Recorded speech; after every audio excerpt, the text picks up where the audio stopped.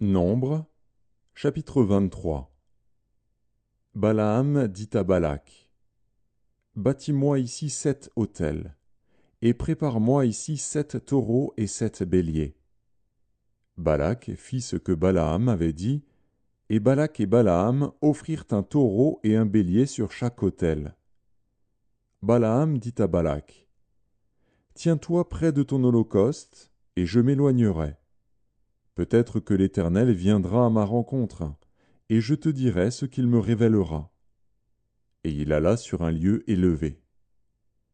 Dieu vint au-devant de Balaam, et Balaam lui dit: J'ai dressé 7 autels, et j'ai offert un taureau et un bélier sur chaque autel.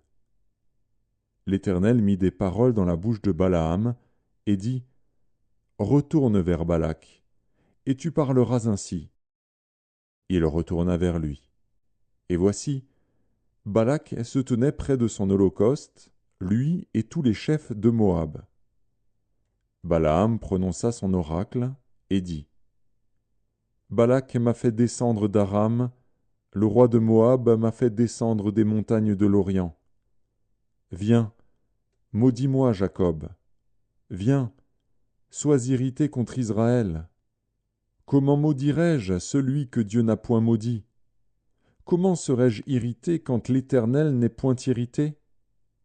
Je le vois du sommet des rochers, je le contemple du haut des collines. C'est un peuple qui a sa demeure à part, et qui ne fait point partie des nations. Qui peut compter la poussière de Jacob et dire le nombre du quart d'Israël? Que je meure de la mort des justes, et que ma fin soit semblable à la leur. Balak dit à Balaam: Que m'as-tu fait? Je t'ai pris pour maudire mon ennemi, et voici, tu le bénis. Il répondit et dit: N'aurais-je pas soin de dire ce que l'Éternel met dans ma bouche? Balak lui dit: Viens donc avec moi dans un autre lieu, d'où tu le verras. Tu n'en verras qu'une partie, tu n'en verras pas la totalité, et de là maudis-le-moi. Il le mena au champ de Tsophim, sur le sommet du Pisga. Il bâtit 7 autels, et offrit un taureau et un bélier sur chaque autel. Balaam dit à Balak: Tiens-toi ici, près de ton holocauste, et j'irai à la rencontre de Dieu. L'Éternel vint au-devant de Balaam. Il mit des paroles dans sa bouche, et dit: Retourne vers Balak, et tu parleras ainsi. Il retourna vers lui, et voici, Balak se tenait près de son holocauste, avec les chefs de Moab. Balak lui dit: Qu'est-ce que l'Éternel a dit? Balaam prononça son oracle, et dit: Lève-toi, Balak, écoute. Prête-moi l'oreille, fils de Tsippor.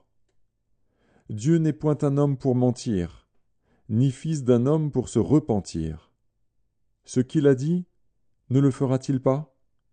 Ce qu'il a déclaré, ne l'exécutera-t-il pas? Voici, j'ai reçu l'ordre de bénir. Il a béni, je ne le révoquerai point. Il n'aperçoit point d'iniquité en Jacob, il ne voit point d'injustice en Israël. L'Éternel, son Dieu, est avec lui. Il est son roi, l'objet de son allégresse. Dieu les a fait sortir d'Égypte. Il est pour eux comme la vigueur du buffle. L'enchantement ne peut rien contre Jacob, ni la divination contre Israël. Au temps marqué, il sera dit à Jacob et à Israël: Quelle est l'œuvre de Dieu? C'est un peuple qui se lève comme une lionne, et qui se dresse comme un lion. Il ne se couche point jusqu'à ce qu'il ait dévoré la proie, et qu'il ait bu le sang des blessés. Balak dit à Balaam: Ne le maudis pas, mais du moins ne le bénis pas. Balaam répondit et dit à Balak: Ne t'ai-je pas parlé ainsi? Je ferai tout ce que l'Éternel dira. Balak dit à Balaam: Viens donc, je te mènerai dans un autre lieu. Peut-être Dieu trouvera-t-il bon que de là tu me maudisses ce peuple. Balak mena Balaam sur le sommet du Péor, en regard du désert. Balaam dit à Balak, « Bâtis-moi ici 7 autels, et prépare-moi ici 7 taureaux et 7 béliers. » Balak fit ce que Balaam avait dit, et il offrit un taureau et un bélier sur chaque autel.